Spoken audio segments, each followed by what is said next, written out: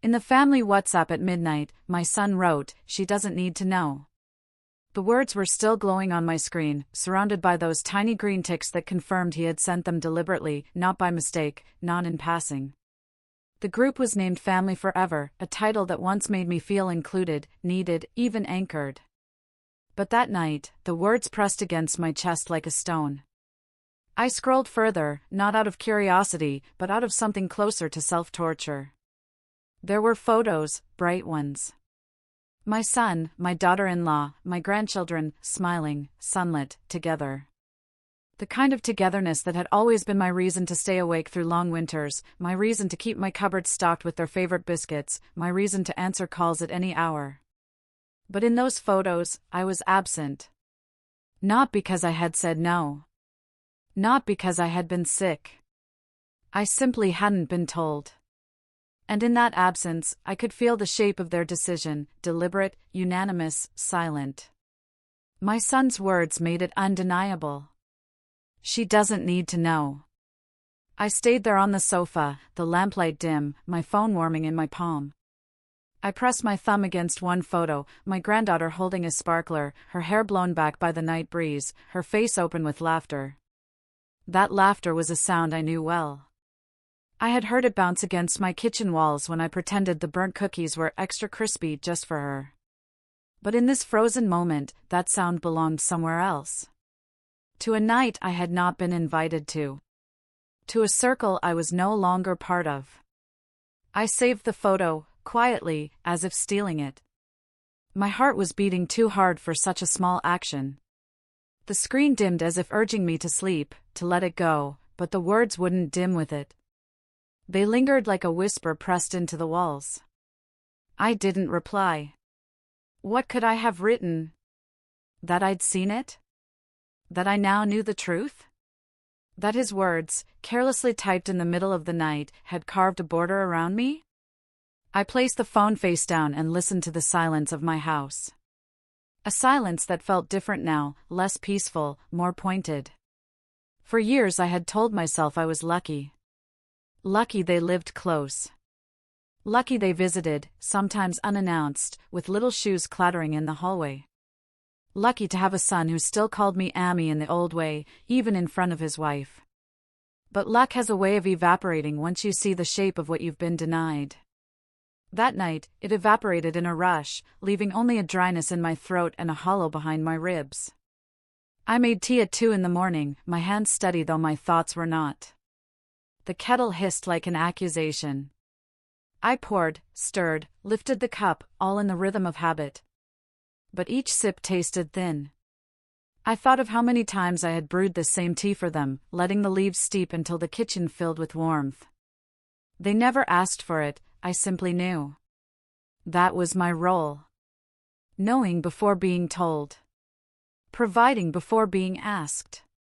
But in their world now, it seemed, I was the one they had decided didn't need to know. The next morning I didn't mention it. My son called, as if nothing had happened, to tell me the children had exams coming up, that things were busy, that they might not visit this weekend. His voice was light, unbothered. I found myself nodding into the phone, even smiling, because my role had trained me to smooth edges, to absorb slights. When we hung up, I sat in the quiet again. This time, though, it was no longer silence, it was the weight of complicity, of allowing myself to pretend. I opened the photo once more. Her sparkler lit a streak of gold against the night. Behind her was a fire pit, chairs, faces in shadow but familiar. A gathering. A celebration. A memory being made, without me. I zoomed in until the pixels broke apart, as if searching for a reason, an explanation, a crack where I could insert myself. But the photo was whole without me. That was the truth I couldn't look away from. It wasn't the first time, I realized. The signs had been there, subtle but steady. Conversations that ended when I entered the room. Holidays arranged with polite excuses that I discovered later had been shared with others. Even the way my daughter-in-law smiled, kind, but firm, as if setting a boundary I hadn't agreed to. I had brushed those moments aside, convincing myself they were accidents. But here, in digital black and white, my son had written it plainly. She doesn't need to know. That sentence became a refrain in my mind, repeating in the quiet, echoing off each surface of the house. I carried it with me as I folded laundry, as I watered the plants, as I stirred lentils on the stove. Ordinary actions became heavier. Each one reminded me of all I had given, all I had poured into them, and how easily it had been decided I was unnecessary. I found myself moving slower, almost as if my body was waiting for permission to stop. But stopping would mean surrender, and there was still a spark of something else inside me, anger, maybe, or dignity, or both. I couldn't yet tell which. All I knew was that saving that photo had been more than a reflex. It was a claim, a mark of defiance against the quiet erasure. If they thought I didn't need to know, then at least I would know what I had been denied. That evening, when the sun dipped low and the shadows stretched long, I opened my wardrobe. Rows of folded shawls greeted me, their colors softened by years of wear. I reached for one in particular, a deep maroon pashmina that my late husband had given me one winter. I draped it around my shoulders, not for warmth, but for grounding. Its weight reminded me of a time before these wounds, before my son had grown into someone who could type those words. I stood in front of the mirror and held my own gaze. My face was lined, yes, but not fragile. Not weak. I don't know what compelled me then, but I stepped outside. The air was sharp, the evening cool settling into the streets. Children played nearby, their laughter rising like sparks into the dim sky. I walked slowly, the maroon shawl trailing at my sides, as though each step was a declaration, I was still here. I still knew how to carry myself. I reached the small park at the corner, the one where I had once taken my son when he was young, pushing him on the swings until his giggles blended with the creak of chains. I sat on the same bench, my shawl tucked tight around me, and let the memories press close. It hurt, but it also steadied me. Because if I could survive the raw ache of watching him grow away from me, I could survive this too. The park lights flickered on, scattering moths in their glow. I realized I wasn't invisible, not to the world, not to myself. Perhaps only to them. And maybe, for the first time, I considered what it would mean to build a life where their circle wasn't the only one that defined me. When I returned home, the house didn't feel quite as suffocating. It was still quiet, yes, but inside me there was a low hum, an idea beginning to form. I couldn't name it yet, but it carried the same pulse as that sparkler in the photo, fragile light, yes, but light all the same. I placed the maroon shawl on the back of the chair, poured myself another cup of tea, and this time it tasted fuller. Maybe because I wasn't drinking it as someone waiting to be included. I was drinking it for myself. And in that small act, I realized something, the story wasn't about the photo. It wasn't even about the words. It was about what I would do next. The morning after my quiet walk to the park, I woke with the weight of my son's words still inside me, as if they had etched themselves into my ribs overnight. I lay in bed listening to the soft hum of the ceiling fan, staring at the cracks in the plaster. I thought of all the mornings when my phone would buzz with a cheerful message, "Ammi, we're coming for lunch," or "Ammi, do you have parathas? The kids are asking."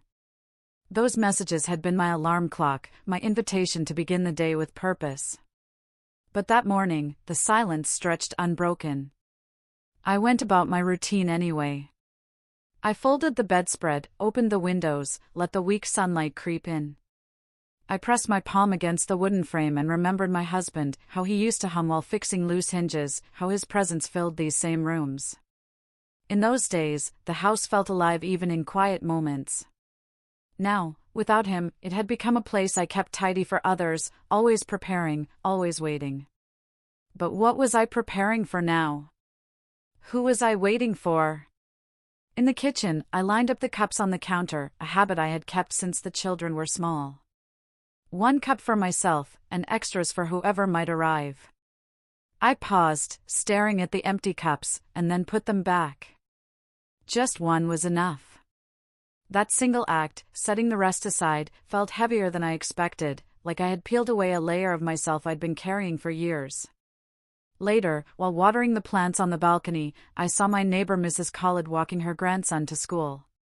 The boy's hand was tucked neatly into hers, his other arm swinging with exaggerated freedom, like he was trying to show the world how grown-up he was becoming. I felt the pang again, that sharp twist of absence. I used to walk my grandchildren to the corner, holding their hands just like that.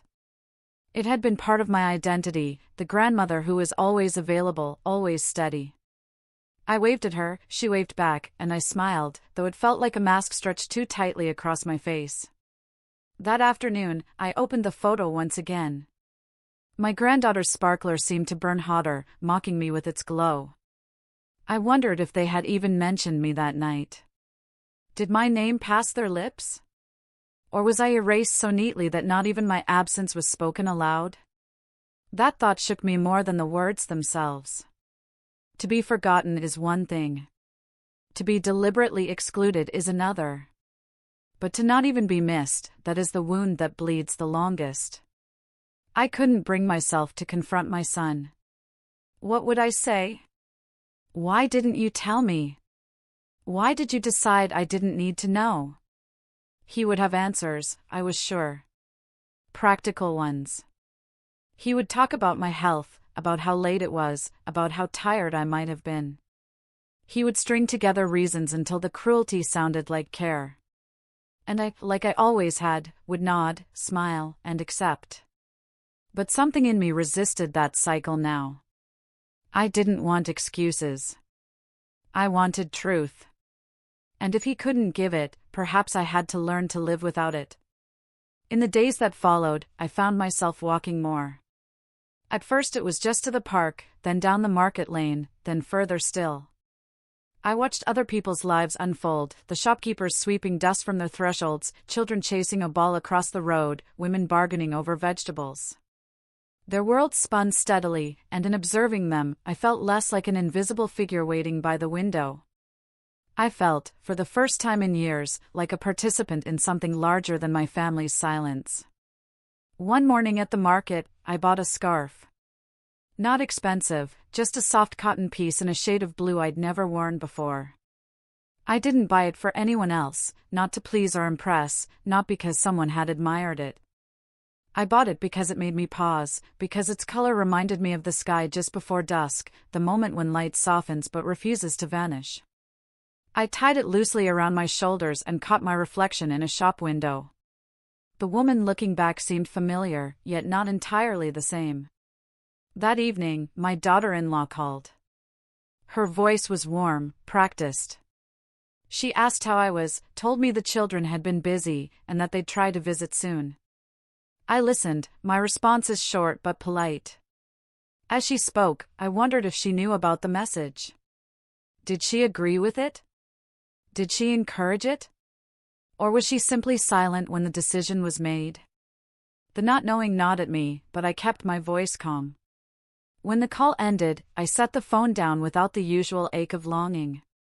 Instead, there was a dull steadiness, as if some part of me had stopped expecting what was no longer given. I began to notice small freedoms in the days that followed.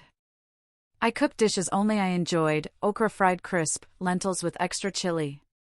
I played the radio station my husband had loved, letting old songs drift through the rooms.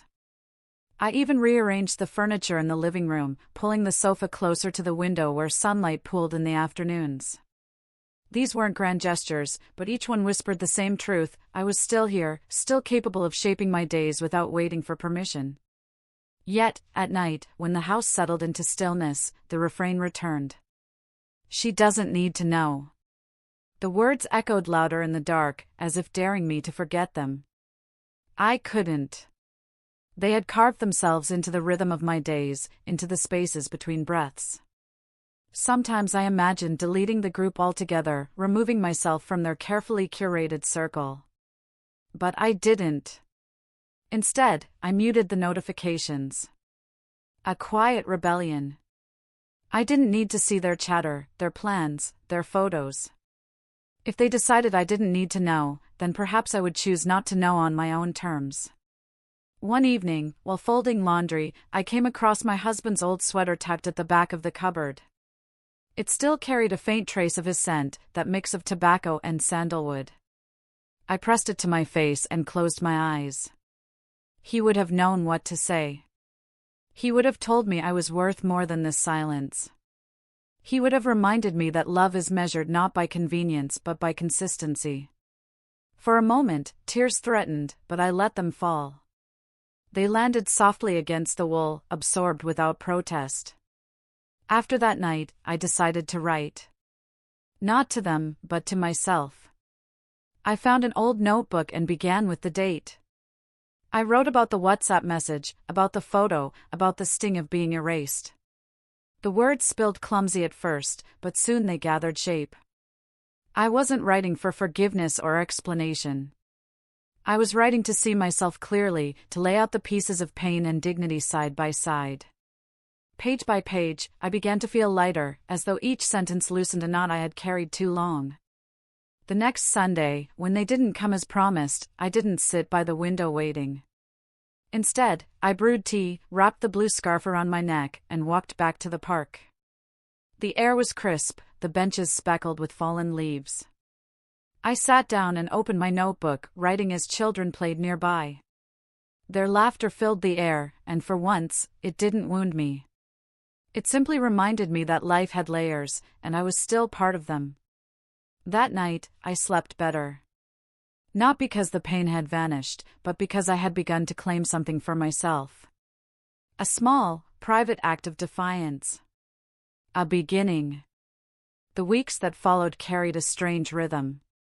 On the surface, life looked the same, mornings spent airing out the rooms, afternoons in the kitchen, evenings watching the news with the volume a little too loud.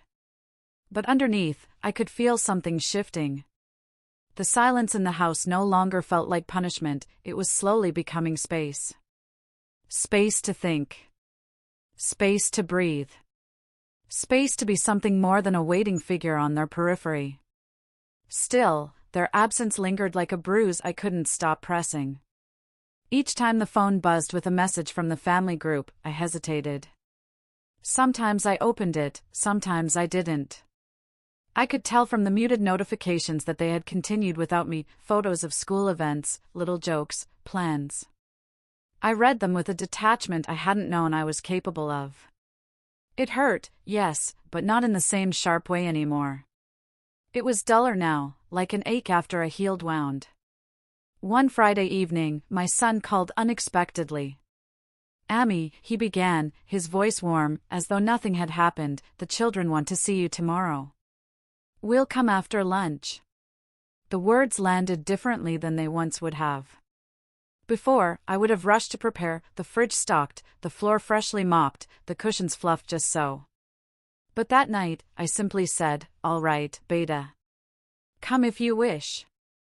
I didn't say it with coldness, but neither with eagerness. And when I ended the call, I didn't move to the kitchen. I sat still, my hands folded in my lap, realizing that the balance had tilted, if only slightly. They arrived the next day, noisy as ever. My grandchildren burst into the hallway, their arms flung around my waist, their voices high and bright. Their joy was genuine, untouched by the quiet tensions that ran beneath the surface.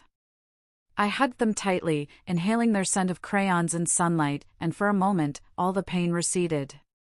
Children love without condition.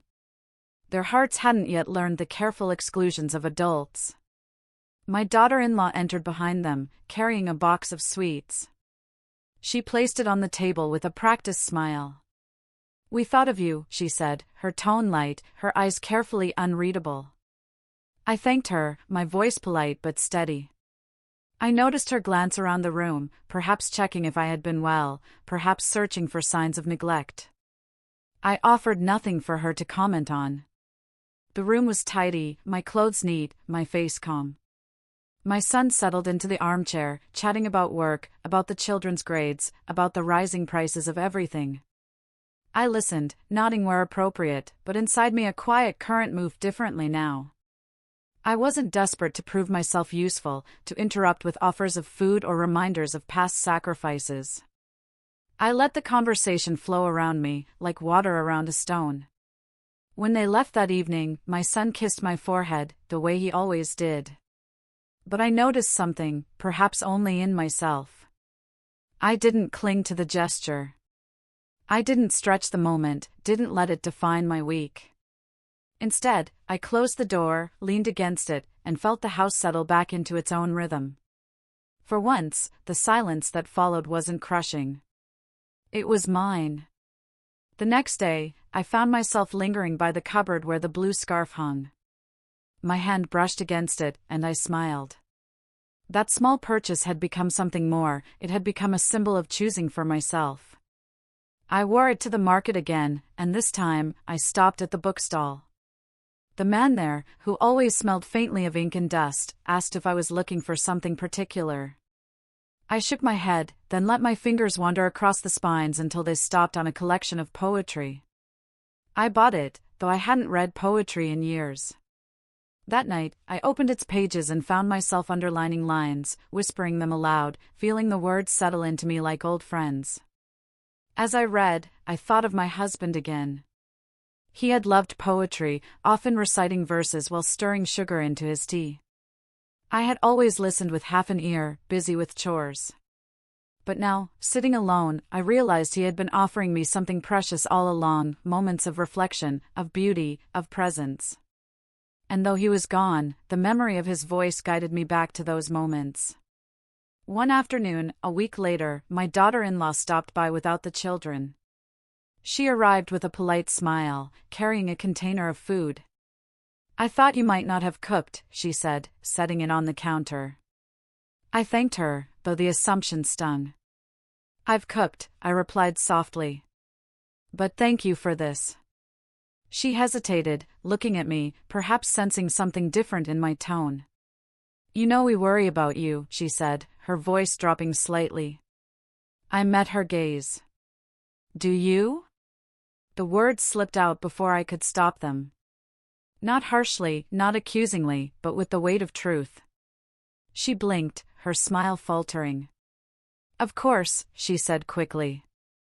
But the moment had already passed. She placed the container down and excused herself soon after, her politeness wrapped tightly around her like armor. When she left, I stood by the door, heart pounding. I hadn't raised my voice, hadn't accused her directly, but the question had been enough. Enough to remind me that I didn't have to swallow everything in silence.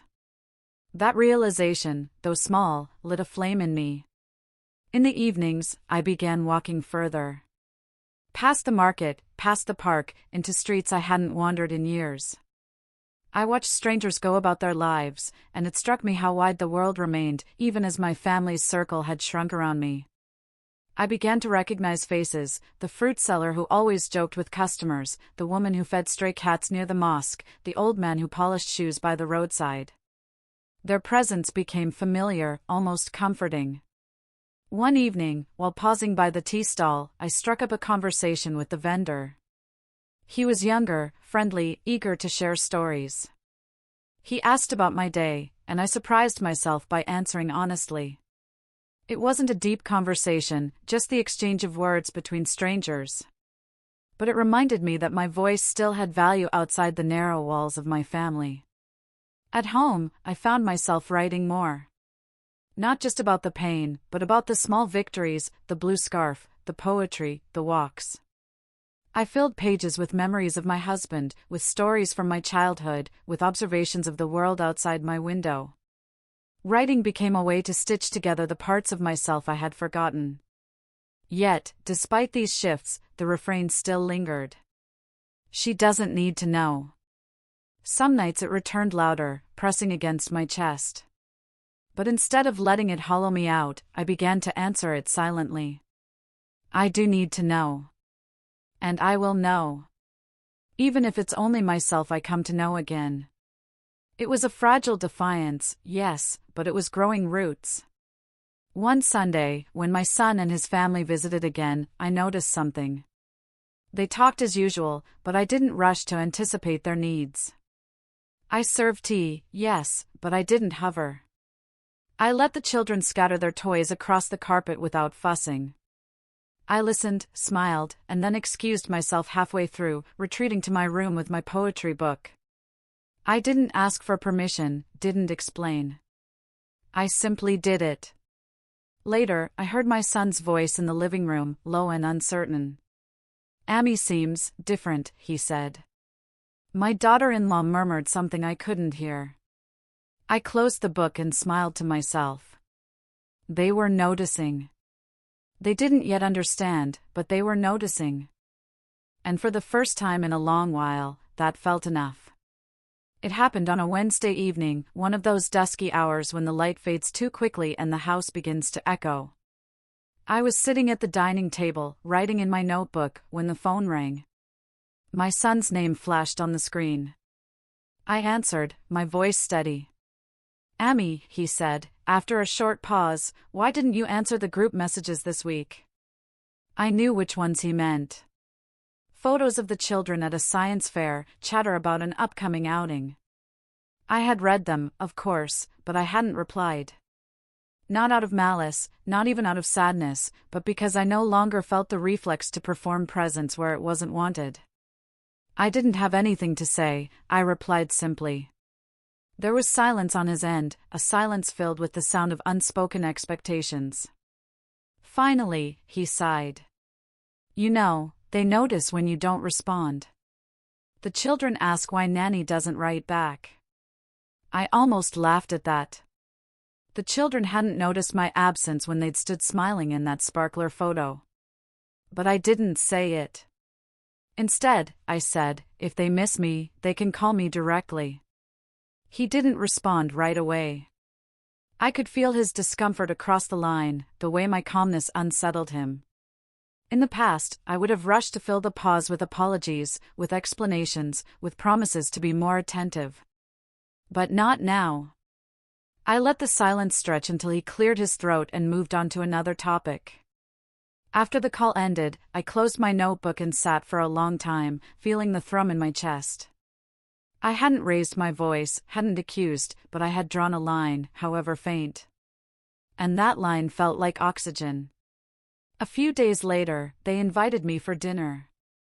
Not in the family group this time, my son called directly. "We're having friends over," he said, his tone casual. "It would be nice if you joined." Something in his phrasing struck me. It would be nice. Not "we want you there," not "the children miss you," just a polite extension, as though I were an afterthought. I hesitated, then said, "No, thank you. I have plans." The words left my mouth before I had thought them through. Plans? I had none. But I realized, as I hung up, that it didn't matter. I didn't need to explain. And so, that Saturday night, while they entertained their friends, I lit a single candle in my living room, opened my poetry book, and read aloud to myself. The verses filled the room, weaving through the silence, and for once, I didn't imagine their laughter echoing elsewhere. The next morning, my daughter-in-law arrived unannounced. She stood in the doorway with her usual polite smile, but her eyes were sharper than before. "We missed you last night," she said, stepping inside without waiting for an invitation. I gestured for her to sit.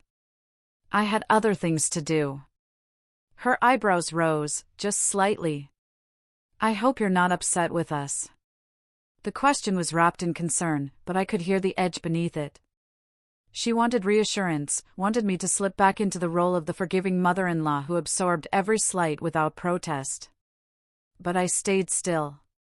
"I'm not upset," I said, keeping my tone even.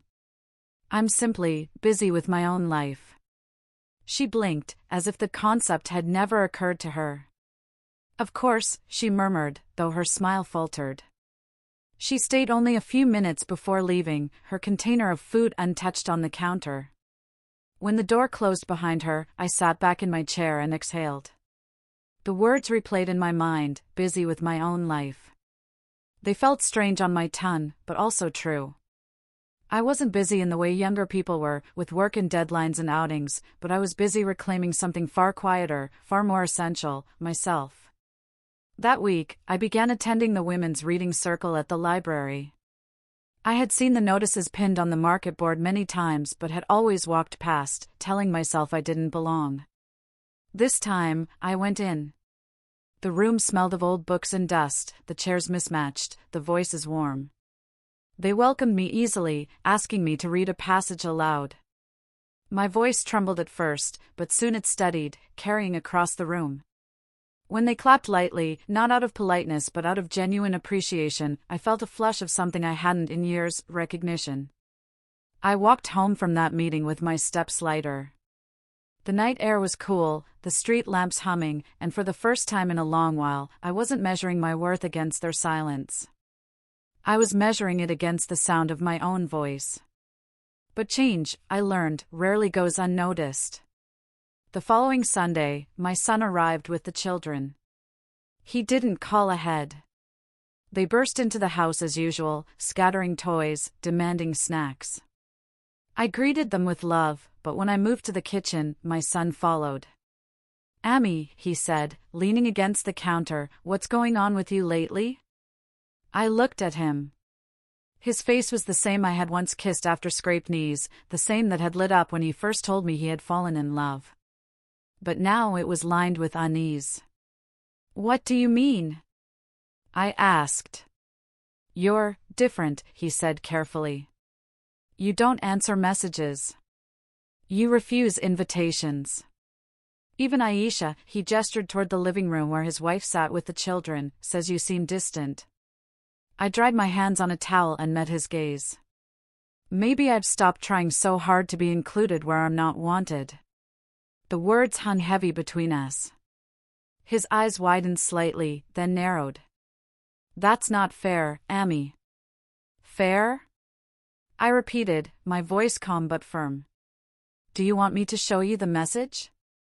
The one where you wrote, 'She doesn't need to know'?" The color drained from his face. For a moment, he had no words. Then, softly, "You saw that?" "Yes," I said. And I understood. The silence that followed was sharper than any argument. I could see him searching for excuses, for explanations that would make it seem less cruel. But none came. He simply lowered his eyes, and I knew then that he understood what I had lost, and what I was now reclaiming. We didn't speak of it again that day. He left with the children, quieter than usual, his wife avoiding my gaze. But I felt no urge to chase after them, no panic to smooth over the wound. The truth had been spoken. And once spoken, it could not be erased. That night, I sat by the window with my notebook open. The street outside was still, the air heavy with summer. I wrote not about the pain this time, but about the clarity. About how silence can be both a cage and a refuge, depending on how you hold it. About how the words "she doesn't need to know" had cut me, yes, but had also freed me. For the first time in months, I closed the notebook and smiled. Not a wide smile, not an easy one, but a steady one. The kind that comes when you know you've stepped across a line you cannot step back from. In the days after I spoke the words aloud, yes, I saw it, the house settled into a new quiet. Not the punishing quiet that had followed the midnight message, but a quieter made of choices. I rose early, swept the courtyard, rinsed the basil plant by the steps, and brewed tea without glancing at the phone. When the kettle whistled, I let it sing an extra beat before lifting it, just to hear the sound of my own decisions. I finished the last pages of the poetry book and then, on impulse, took a pencil and underlined a line about carrying one's sorrow like water in cupped hands, careful, but not clinging. It felt like a small instruction, tucked into the morning. My son did not call that week. My daughter-in-law sent a single message, "Hope you're well, we'll bring the kids on Sunday," as if we were resuming where we'd left off. I stared at the screen and realized I didn't want to be resumed. When Sunday arrived, I had already tied the blue scarf and set out for the library. The reading circle had arranged a small discussion on essays about ordinary dignity. I spoke about the way a person can choose their own chair in a room and how, sometimes, that is the whole story. The women nodded, not out of pity but recognition. On my way home, I bought pears and a spool of white thread, and the vendor wrapped them in old newspaper that left faint ink on my fingers. I liked the proof of ink, a stain that said I had touched the world.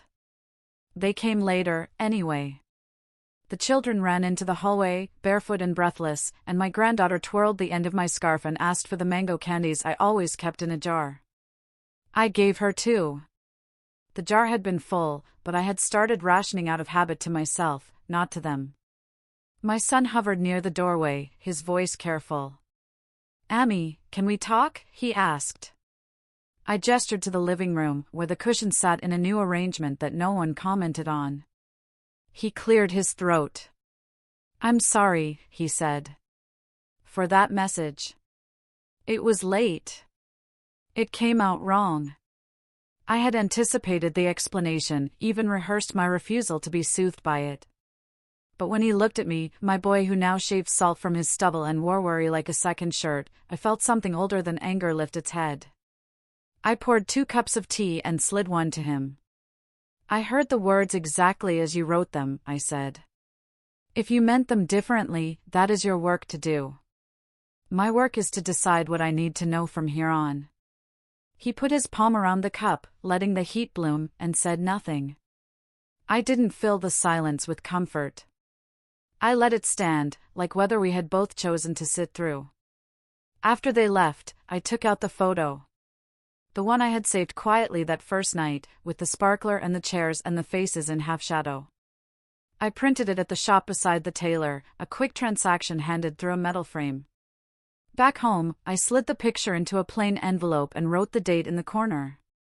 I didn't look at it as evidence anymore, I looked at it like a landmark on a map. You were here, now you are elsewhere.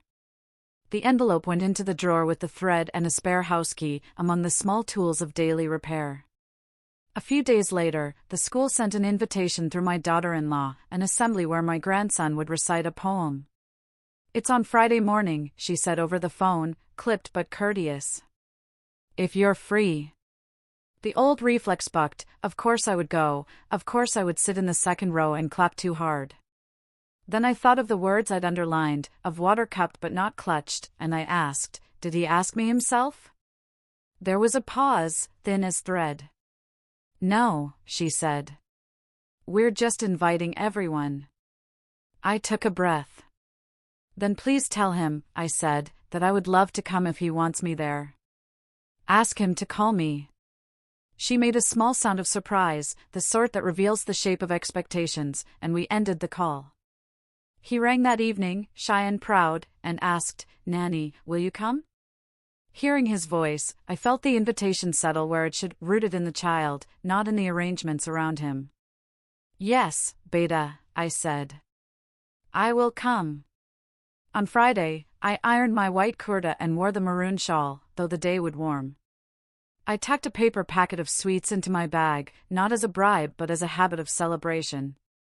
In the auditorium, parents leaned forward with their phones held high. I kept mine in my bag and watched with my eyes. When my grandson climbed the steps and found me, he gave a small wave so quick I almost missed it. The poem was about a river that refuses to stop when stones are thrown. His voice wavered, then steadied, and I smiled steadily with him, as if a thread ran from his breath to mine. Afterward, he ran to me first, and for a moment nobody else existed. He smelled like crayons and stage dust. I put the sweets in his hand, and he tucked them into his pocket, conspiratorial. Only then did I see my son and his wife at the back, waving. I waved back, but I did not go to them. I let the boy lead. In the afternoon, after the applause drained from my ears, I walked to the station. Not to travel yet, the thought still frightened me, but to stand near the platforms and watch departures announce themselves. The boards clattered with names: Lahore, Karachi, Rawalpindi. I had not taken a train alone since I was a girl with henna-dyed fingertips and a head full of plans that life slowly folded away. I didn't make any grand promises to myself, nothing cinematic. I only stood there until the smell of metal and warm dust settled into my clothes, and I bought a bottle of water from a vendor and drank it in small sips, imagining a morning where I might buy a ticket instead. That evening, my son called again. "Amy," he said, softer now, "we're planning dinner next week. Only family. No friends. Will you come?"